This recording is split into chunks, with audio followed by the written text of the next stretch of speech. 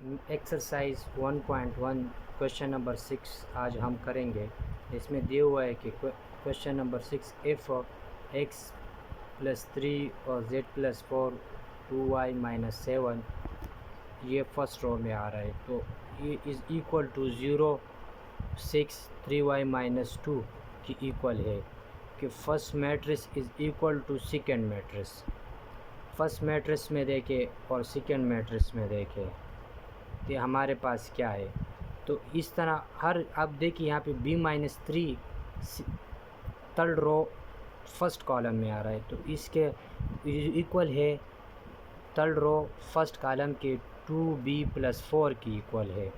तो अब इसको हम किस तरह करेंगे, तो देखिए इसको हम सॉल्व करते हैं। आपको मैं इजी तरीके से करवाऊंगा कि आपको याद रहे और आपका कंसेप्ट क्लियर हो जाए। तो आप कौन सी बुक उठाएंगे, उसमें से आप ये एक्सरसाइज का ये क्वेश्चन इस तरह का जहाँ पे भी आएगा, कौन हर बुक से हो, तो आप इसको सॉल्व कर पाएंगे। तो यहाँ पे दिया हुआ है find the values of A B C X Y and Z.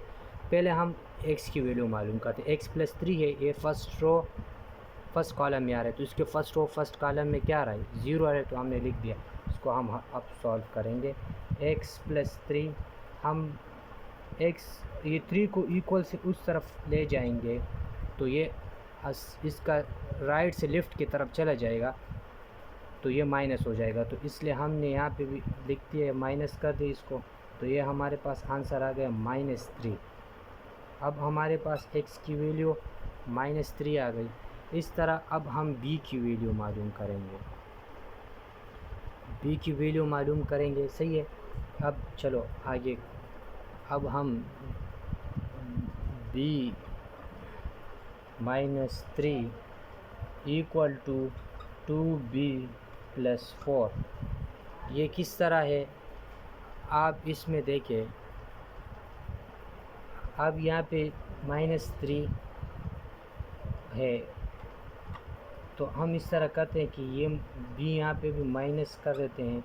b के साथ हमारे पास 1 मौजूद है, हम लिखें पावर भी 1 होता है, और अगर कुछ भी ना लिखा हो तो ये प्लस भी होता है 1, लेकिन पहली वाली वैल्यू के साथ हम प्लस नहीं लिखते, तो ये अगर दरमियान होता तो हम प्लस लिखते हैं। तो यहाँ पे हमने इसको माइनस कर दिया, -3 यहाँ पे रह गया।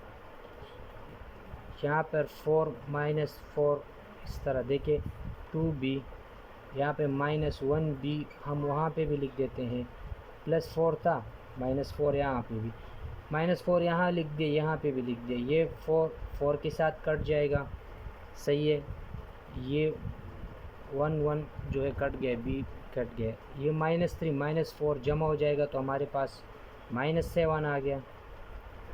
अब 2b से 1b को हम हटा देंगे, तो हमारे पास 1b रह जाएगा, सही। तो ये हमारे पास हो गया इक्वल टू b की वैल्यू हमारे पास आ गई -7।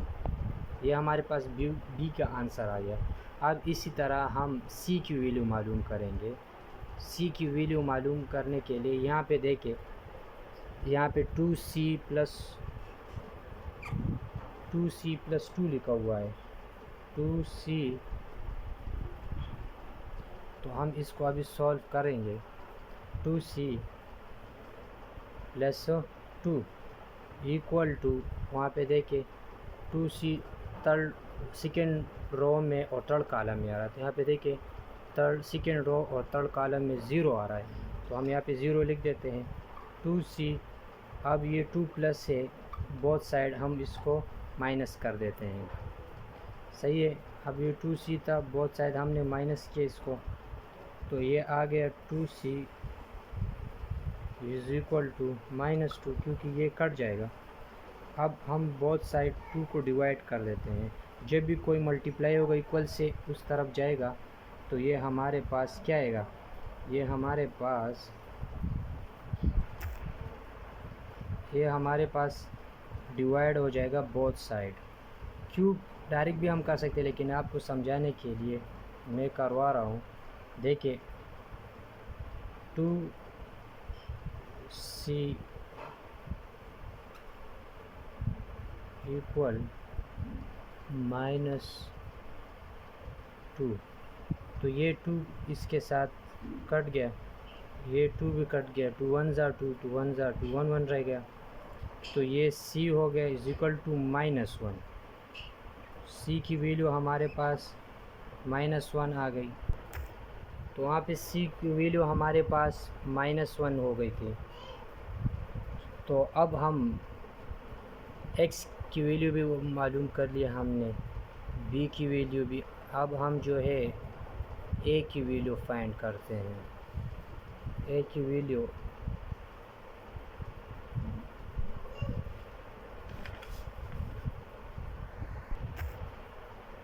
अब हम ए की वैल्यू फाइंड करने के ए देखिए m-1 सेकेंड रो और सेकेंड कॉलम में आ रहा है, तो a-1 equal to second row और सेकेंड कॉलम में हमारे पास -3 आ रहा है, तो ये हमारे पास हो जाएगा -1।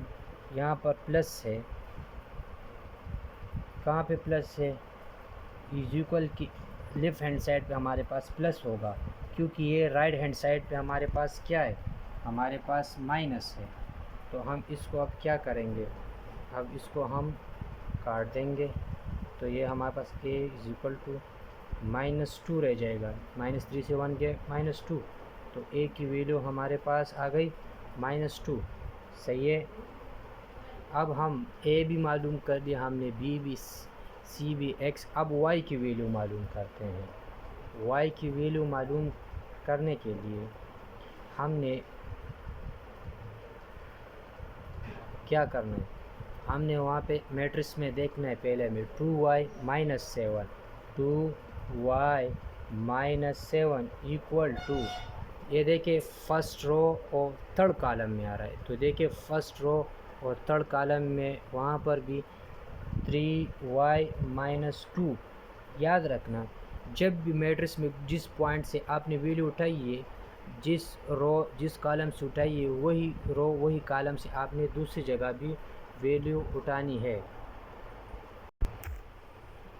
तो ये बेसिक चीज़ें आप याद रखिए, क्योंकि ये 9 का कोर जो मैट्रिक्स है ये फर्स्ट ईयर में भी आता है। वहाँ पे ज़रा लेंथी होता है, वहाँ पे ज़रा एक्सप्लेनेशन में होता है, ज़्यादा ज़रा डीप जाना पड़ता है, लेकिन वहाँ पे फार्मूला भी यूज़ होता है इसमें। लेकिन यहाँ पे देखिए आपने बेसिक अगर आपको याद हो तो आपको फिर उसमें मुश्किलात नहीं होती। स्टूडेंट को कहाँ पे मुश्किलात होती हैं, क्योंकि वो कंसेप्ट क्लियर नहीं, वो रटा लगा रहे होते हैं। रटा नहीं लगाना, आपने समझना है बेसिक। देखिए आप 2y - 7 is equal to 3y - 2 कैसे आया, मैंने फर्स्ट रो और थर्ड कॉलम में जो वैल्यू थी उसको उठाई था, उसी तरह उस इक्वल है ये दूसरे मैट्रिक्स का, तो ये फर्स्ट रो थर्ड कॉलम से मैंने 3y - 2 उठाया। खुद से नहीं उठा सकते कि आप यहाँ से उठाए यहाँ से उठाएंगे, नहीं, जिस रो जिस कॉलम से जिस पॉइंट से आपने वैल्यू उठाई उसी पॉइंट से दूसरी वैल्यू भी उठानी होती है। तो यहाँ पे देखिए हम इसको इस तरह करेंगे, 3y is greater than 2y, 3y greater है 3y से, तो ये जो छोटी वैल्यू होती है ना, इसको आपने बड़ी वैल्यू की तरफ ले जाना होता है, तो आपको आसानी होगी। जब अगर इस तरह वाई जेड की चीज़ें आए और वो ग्रेटर नंबर की तरफ ले जाए करे स्मॉल नंबर को, तो आपको फिर समझ आएगी, आसान होगी, फिर आप कंफ्यूज नहीं होंगे। यहाँ पर 2y है, हम यहाँ पे 2y के साथ -2y लिख देते हैं। सही है। -2y - 7 is equal to 3y, यहाँ पे भी हमने -2y लिख दिया। सही है, और -2 रह गया यहाँ पे।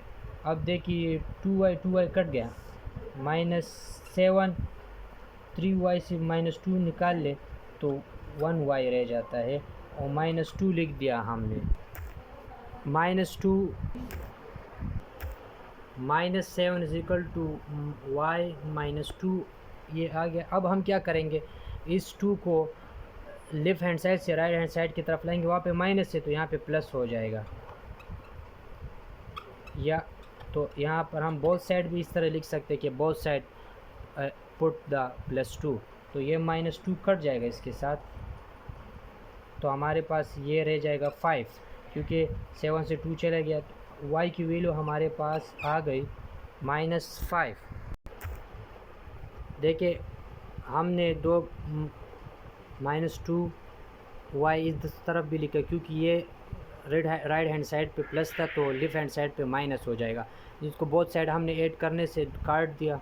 यहाँ पे तो कट गया, वहाँ पे जो 3 से 2 चला गया 1 रहेगा, तो 1y रह गया। 3 प्लस था तो प्लस का निशान लगेगा, क्योंकि ग्रेटर नंबर का जो सिंबल होता है वो लगाते हैं। -2 रह गया, वहाँ पे -7, तो -7 इज इक्वल टू y -2 रह गया। तो -7 + 2 बोथ साइड हमने +2 को पुट कर दिया, क्योंकि लेफ़्ट हैंड साइड पे -2 था, राइट हैंड साइड पे जाएगा तो प्लस हो जाएगा। तो बोथ साइड हम +2 को ऐड करने से तो ये -2 +2 के साथ कट गया, यहाँ पे y रह गया। -7 से 2 गया तो -5 रह जाता है। अब हम z की वैल्यू मालूम करेंगे। z की वैल्यू मालूम करने के लिए हमने देखना हो कि z कहाँ पर मौजूद है। देखिए z फर्स्ट रो और सेकंड कॉलम में मौजूद है। z + 4 equal to,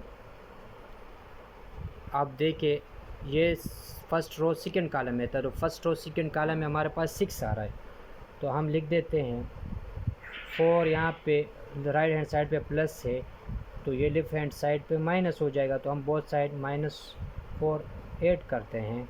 z is equal to, तो 6 से 4 चला जाए तो 2 रहेगा, प्लस रह जाए क्योंकि 6 प्लस है, तो 6 ग्रेटर नंबर का हम सिंबल लगाते हैं, और 4 स्मॉल है तो माइनस नहीं लगेगा। तो यहाँ पर z की वैल्यू हमारे पास 2 आ गई z की वैल्यू।